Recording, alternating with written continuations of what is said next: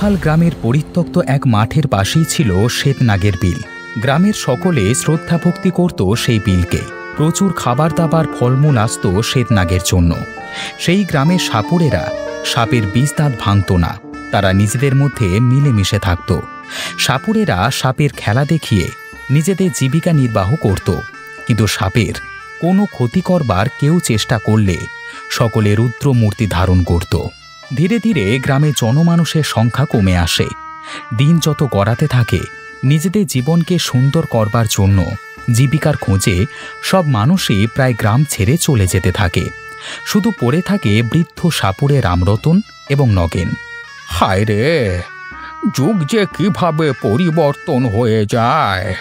একদিন এই গ্রামে মানুষ কত সুখে শান্তিতে বসবাস করত।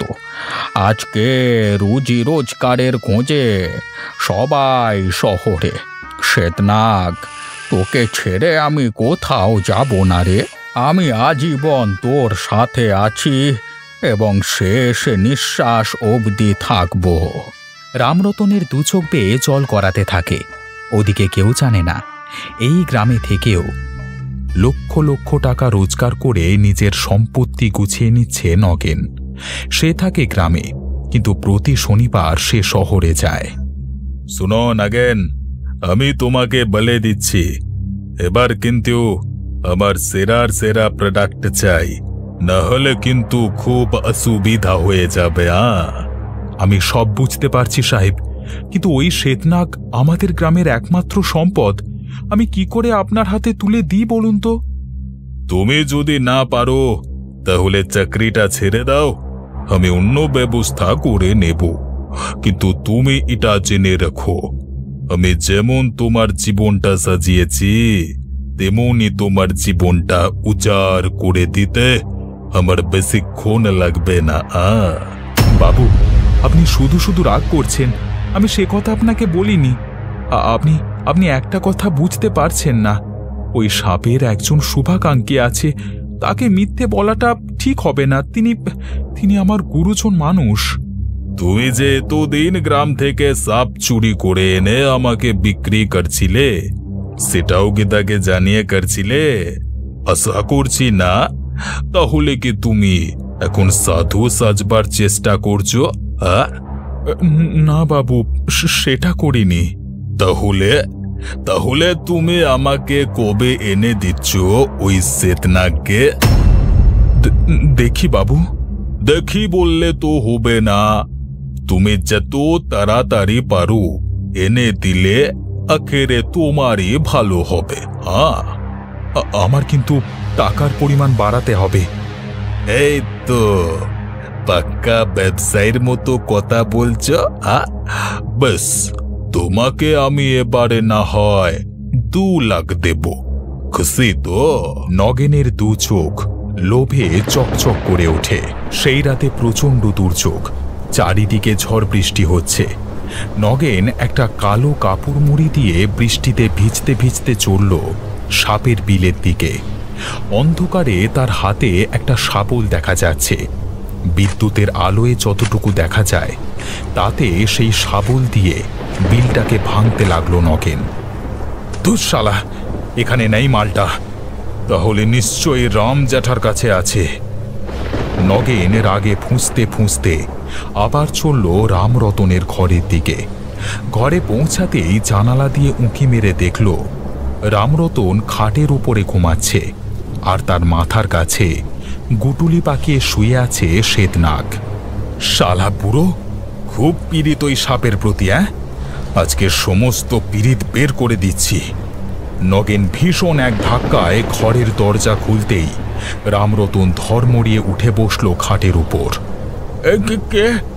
কে তুমি? জ্যাঠা, তোমার আত্মার শান্তি কামনা করি। বলেই নগেন তার হাতের শাবলটি রামরতনের বুকে গেঁথে দিল। বুড়ো লোকটা চিৎকার করবারও সুযোগ পেল না। লাল রক্তে বিছানাটা লাল হয়ে উঠল। মুহূর্তের মধ্যে তার প্রাণবায়ু বেরিয়ে গেল। শ্বেতনাগ ফনা তুলে আক্রমণ করবার চেষ্টা করল, কিন্তু নগেন এসবে অভ্যস্ত। সেও সাপুরের ছেলে, ছোবল বাঁচিয়ে সাপের ঘাটটা খপ করে ধরে কি যেন একটা ওষুধ নাকের কাছে ধরে অজ্ঞান করিয়ে দিল। এই নিন বাবু, আপনার পণ্যকে আমি আপনার কাছেই দিয়ে গেলাম। সেই রাতেই অজ্ঞান করা সাপটিকে নগেন ভুবনের কাছে দিয়ে গেল। ভুবন একটু ভয় পেয়ে গেল নগেনের চেহারা দেখে। তাকে খুবই হিংস্র লাগছে আজকে। কি তোমার শরীর এভাবে রক্ত লেগে আছে কেন? কি হয়েছে? কোথাও আঘাত পেয়েছো নাকি? না বাবু, আঘাত পাইনি, খুন করেছি। খুন? খুন মানে মানুষ খুন? হ্যাঁ, 2 লক্ষ টাকায় পেট ভরবে না আমার আরো টাকা চাই। বেশ বেশ, তোমাকে না হয় আমি আরো 1 লাখ টাকা বাড়িয়ে দেবো। হ্যাঁ টাকা, বেশ, আমি তাতেই খুশি। তাহলে আমার শেষ আর একটা কাজও আমি করে দিই। বলে নগেন একটা ধারালো ছুরি দিয়ে এক কোপে সাপটার ধর থেকে মাথাটা আলাদা করে দিল। রক্ত গড়িয়ে পড়ল। বাবু, এই কাজটা না করে পারলাম না। ওর জ্ঞান ফিরলেই ও ছোবল মারত, বিষাক্ত ছোবল। इसके बाद কেটে গেছে প্রায় 1 সাল। 1 সাল ধরে কোনো সমস্যা হয়নি। শ্বেতনাগের চামড়া কেটে অনেক অনেক উঁচু দামে বেচেছিলাম। প্রচুর টাকা কুড়িয়েছিলাম। কিন্তু নগেন তারপর থেকে আমার সাথে যোগাযোগ রাখেনি। হঠাৎ একবার প্রচুর পয়সাওয়ালা একজন ভদ্রলোকের কাছ থেকে আমার শ্বেতনাগের চামড়া দেওয়ার আদেশ পাই। আমি আবার নগেনের খোঁজে বেরিয়ে পড়ি। গ্রামে পৌঁছে একটি কুঁড়ে ঘরে আমি যাই। আমি জানতাম সেখানেই নগেন থাকে। নগেন বাড়িতে আছো? আমার ডাক শুনে ঘরের মধ্য থেকে প্রায় হামাগুড়ি দিয়ে একটা লোক বেরিয়ে আসে। আমি লোকটাকে দেখে শিউরে উঠি। লোকটার পা দুটো সরু হয়ে গেছে, সারা গায়ে কিসের যেন চোপ, মুখটা কঙ্কাল হয়ে গেছে শুকিয়ে। একি তুমি কে? নগেন কোথায়? আমি নগেন। আর তুই বাবু না? চলে যা এখান থেকে, চলে যা। তোর জন্যই আজকে আমার এই অবস্থা। কেন? আমি আবার কি করলাম? তোর জন্যই আমাকে প্রতিদিন তোরপে মরতে হচ্ছে। আমি খেতে পাচ্ছি না, আমার পাপের বল আমি হারে হারে টের পাচ্ছি। ওদের আত্মা প্রতিদিন এসে আমাকে তিলে তিলে শেষ করে ফেলছে। কাদের আত্মা? তুমি কি সব বলছো? পাগল হয়ে গেছো নাকি তুমি? পাগল আমি হইনি। তুই পালা এখান থেকে। ওরা তোকেও ছাড়বে না। তোরা মৃত্যুর জন্য প্রস্তুত হ। আমি এতক্ষণ ধরে ভদ্রলোকের কথা শুনছিলাম। তিনি বললেন, এবার আপনি আমাকে বাঁচান। এই 2 রাত আমি দুঃস্বপ্ন দেখছি। একদিন রাতে ভীষণ ঝড় হচ্ছে। আমি ঘরের মধ্যে ঘুমাচ্ছি। হঠাৎ জানালার উপর ঠুক ঠুক করে শব্দ হলো। আমি ভাবলাম হয়তো ঝড়ের দাপটে জানলার উপর আঘাত লাগছে, কিন্তু পরক্ষণেই ধরাম পড়ে জানালার পাল্লাগুলো খুলে গেল। তারপর আমি যা দেখলাম। কি দেখলেন? আমি দেখলাম জানালার উপাসে দাঁড়িয়ে একটা বিভৎস মূর্তি। আর মূর্তিটার চোখ দুটো দপদপ করে জ্বলছে। আর তার গলায় একটা সাপ জড়ানো। সেই সাপের অঙ্গভঙ্গিতে প্রতিশোধের আগুন ঝলকে পড়ছে। মূর্তিটা আমাকে উদ্দেশ্য করে কঠিন গলায় বলল, আসছে অমাবস্যার রাতে তোর শেষ দিন। প্রস্তুত হ, প্রস্তুত হ।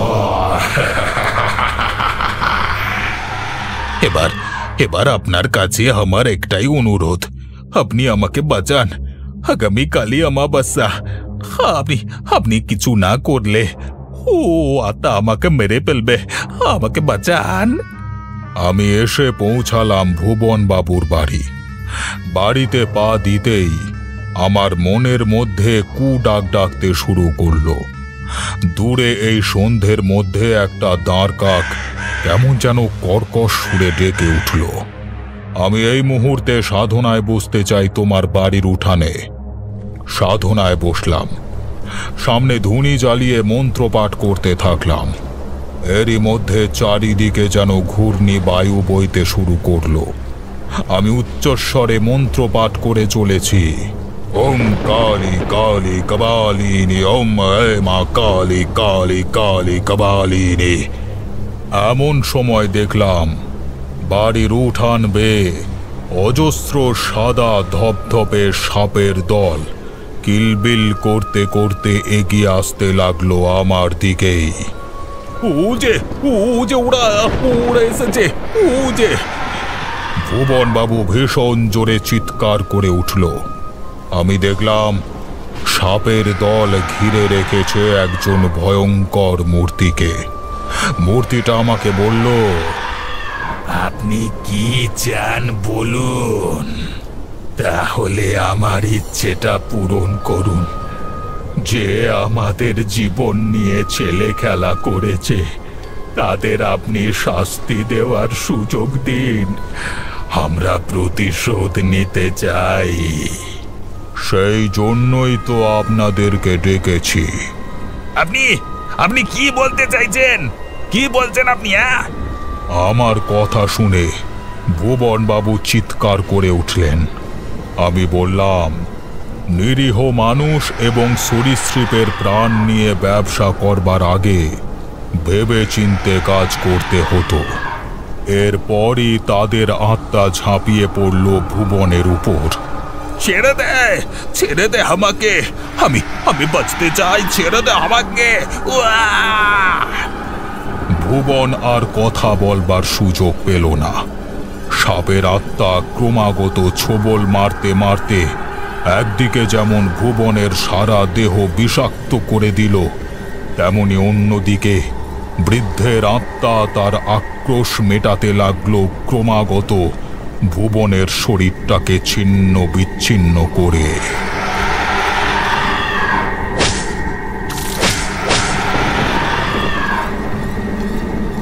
আমি আর এই দৃশ্য দেখতে পারলাম না। কিছুক্ষণ পর আত্মারা মিলিয়ে গেল বাতাসে। উঠানের উপর পড়ে রইল ভুবনের ক্ষত বিক্ষত বিষে পরিপূর্ণ মৃতদেহ। হায় রে ভুবন, তোমার শরীরটাকে দাহ করবারও কেউ সাহস দেখাবে বলে মনে হয় না। কেমন লাগলো আজকের গল্প? কমেন্ট করে জানাতে ভুলবেন না। আমাদের চ্যানেলটিকে সাবস্ক্রাইব করে বেল নোটিফিকেশন অন করতে ভুলবেন না।